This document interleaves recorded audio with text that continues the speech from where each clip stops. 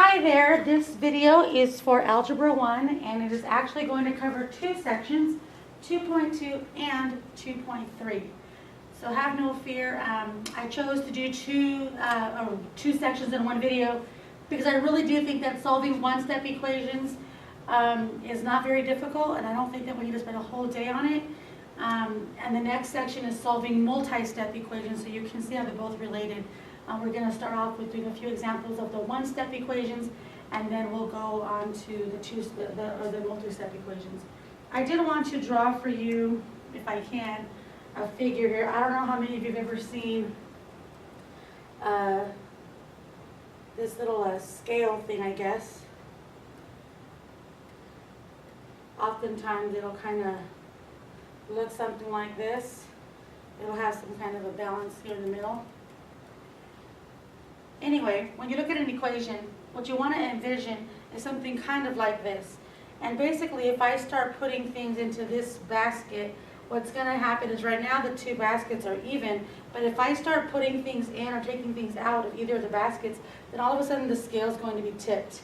And so what you want to do is to always keep it equal, always keep it balanced. So that means that if I add something to this basket, I also have to add it to this basket, or subtract it from each basket so they're always balanced, so they don't start getting tipped. So what you always want for it to be balanced.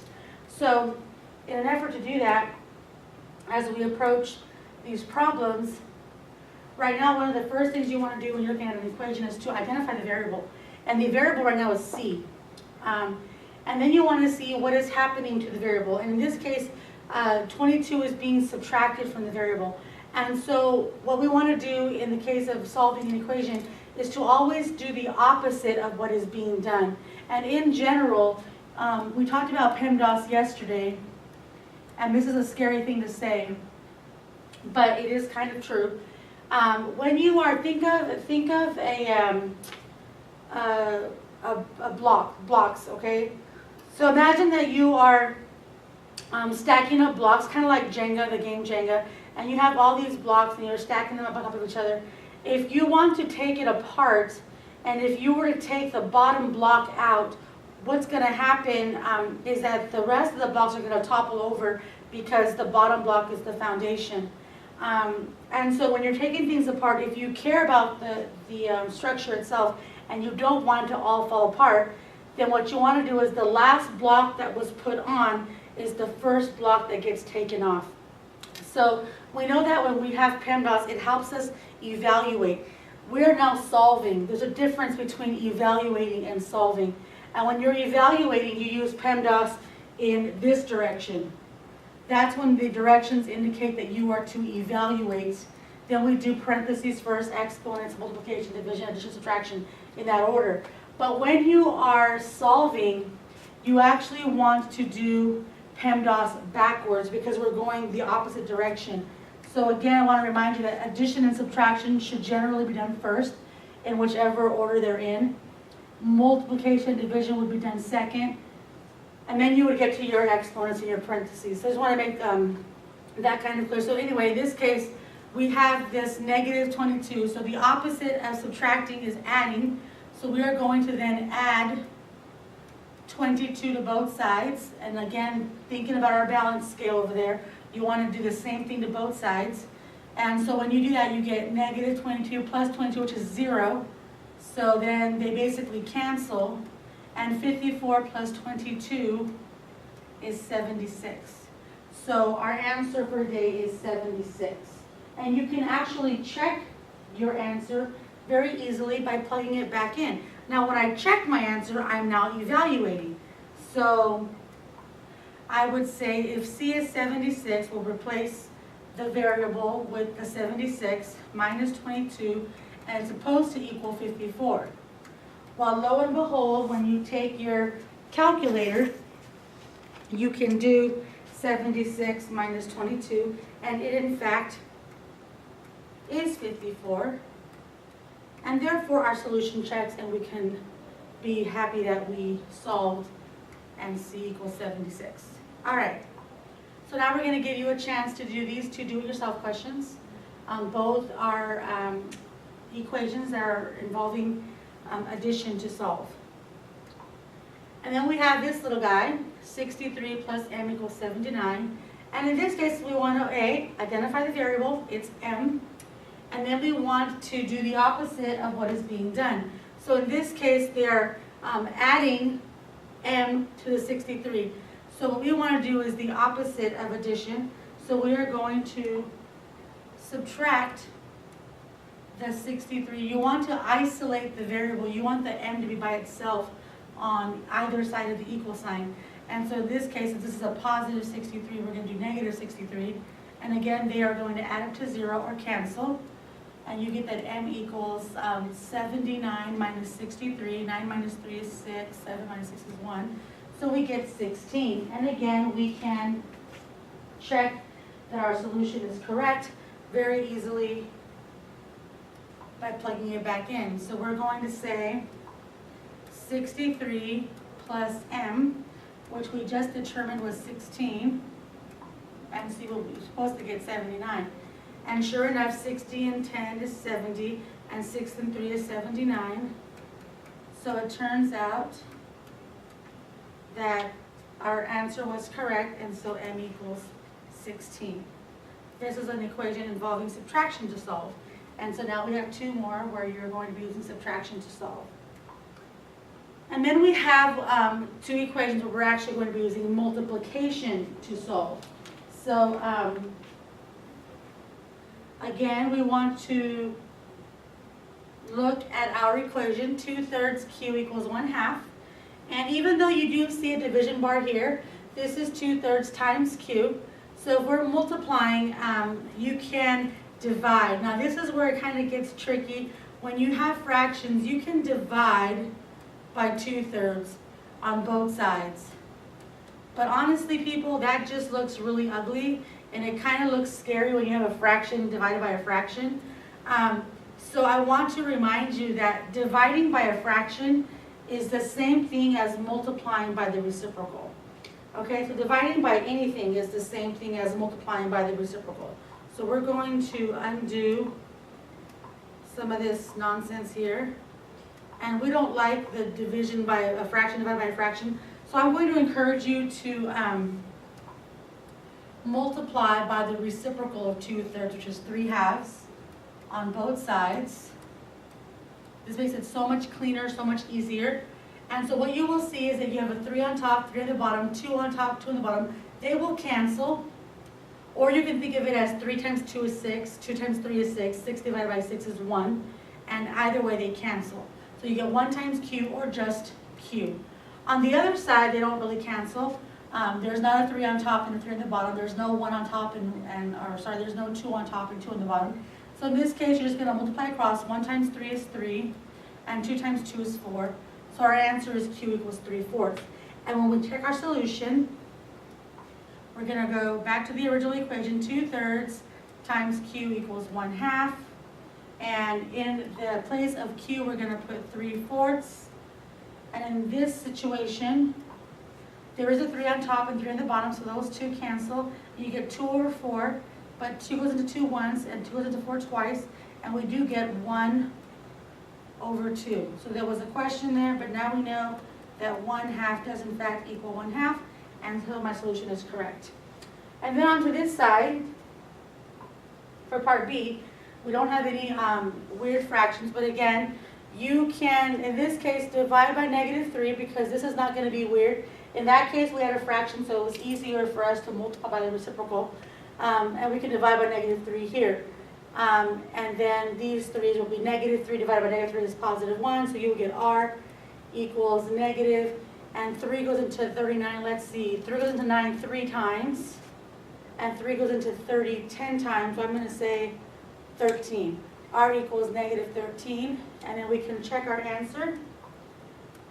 39 equals -3 times r, and in the place of r, we're going to put -13, and a negative times a negative is a positive. Sorry there. And 3 times 10 is 30, and 3 times 3 is 9, so we're going to get +39, and therefore our solution works. Now, if you don't want to do the division by -3, you could also multiply by -1/3, the reciprocal on both sides. So the reciprocal of -3 is -1/3, and that too would have worked. So now you can try these two examples, again requiring multiplication to solve. And that basically takes care of 2.2. And so you can see that it's actually a very simple section. And section 2 does not get too much more complicated, but it does require a few more steps. So don't forget what we talked about earlier about always finding the variable first, and then always doing the opposite of what's being done, and to try to follow the order of operations somewhat backwards. Okay, so we're going to do that now. So we have two equations, and this time it's not going to be a one-step equation. It's going to be either two or more steps. But again, we identify the variable as x, and then we have two things that are happening to the x. The x is being multiplied by 11, but also it's being subtracted by 4. And if we were evaluating, that would be the order that we would do it in. We would say, plug in a number for x. For example, if I said x is 2, then you would evaluate by plugging 2 in for x, and the first thing you would do is, according to PEMDAS, you would multiply first. So you would say 2 times 11 is 22, and then you would subtract 4, because addition subtraction comes later. But actually, when you're doing a solving problem, you're actually trying to take it apart. You're not putting it together, you're taking it apart.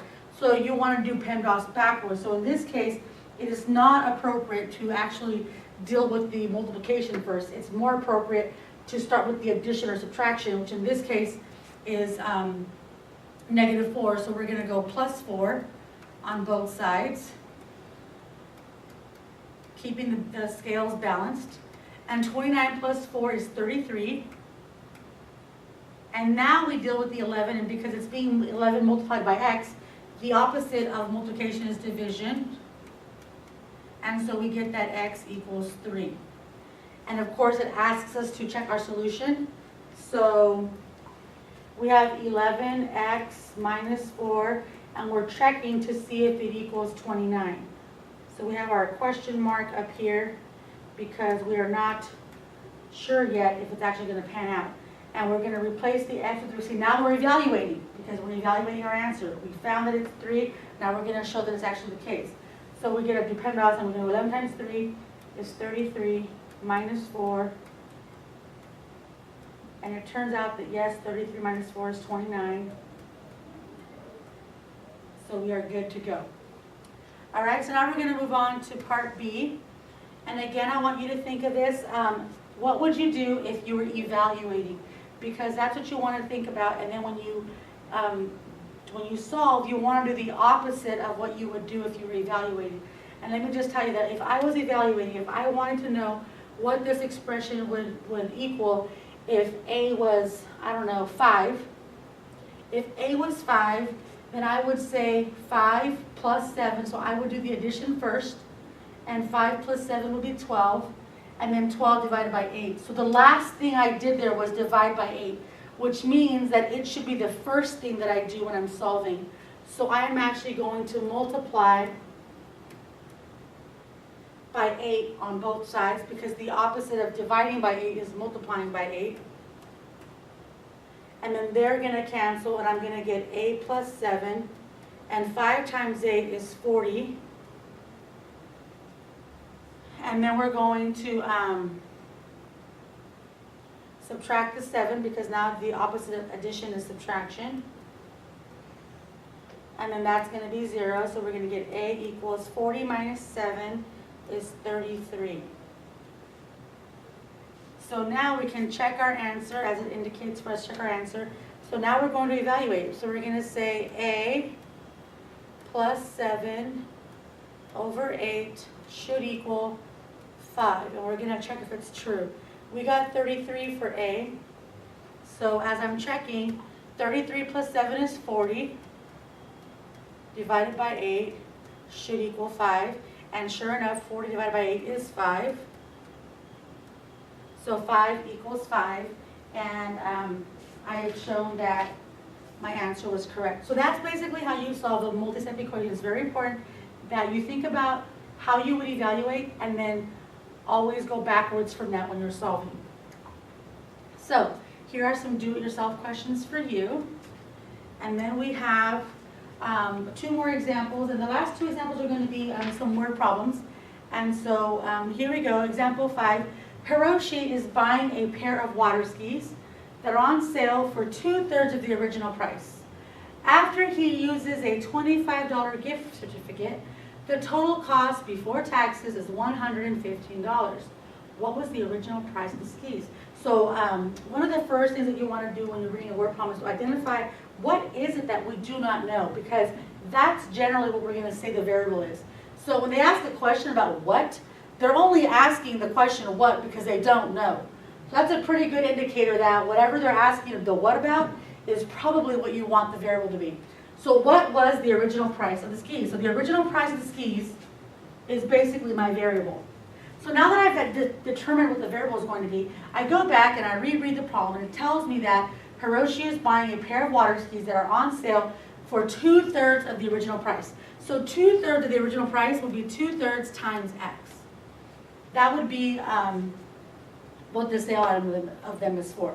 But then it also says that after he uses a $25 gift certificate, so he's already used $25 of a gift certificate. So basically that's going to take away from the total price, right? Because when it says that after he uses the gift card or the gift certificate, he still ends up paying $115. So that means that the skis were actually more than $115, right? So how do we apply the after he uses a $25 gift certificate? So that's the price minus the $25 gift certificate that he had, and he still ends up paying $115. So first of all, you can't just figure out this question in your head and think that you've done what the problem has asked, because clearly the problem says write an equation for the problem. So you have to write the equation, and then it says to solve the equation. So perhaps you already thought in your head what the answer is, but you still need to be able to translate the words to an actual equation. And so here we have our equation, 2/3 X minus 25 equals 115. And now you can proceed to solve it. So we said earlier that the cost of the skis is actually going to be more than 115 because the total cost, because we had already taken off $25 from the gift certificate. So that's being shown here. And 115 plus 25, 115, 120, 140, like that. And then to get rid of the 2/3, we're going to multiply by the reciprocal like we did last time in the other example. Multiply by 3/2 here. The 2's will cancel, the 3's will cancel, and you'll get X by itself, which is always the goal. And over here, we can actually probably simplify this before we go any further. We have a 140 and a 2 on the bottom here, so this 2 goes into 2 once, and 2 goes into 140 probably 70 times. 70 times 2 looks like it'll be 140. So then 7 times 3, so I think it's going to be $210. All right? So that is the total, or not the total, that is the original cost of the skis was $210. So she got a pretty good deal. All right, so then you can try this. There's actually 2 do-it-yourself questions here. So let me move my pen over here because the arrow over here is kind of in your way. There we go.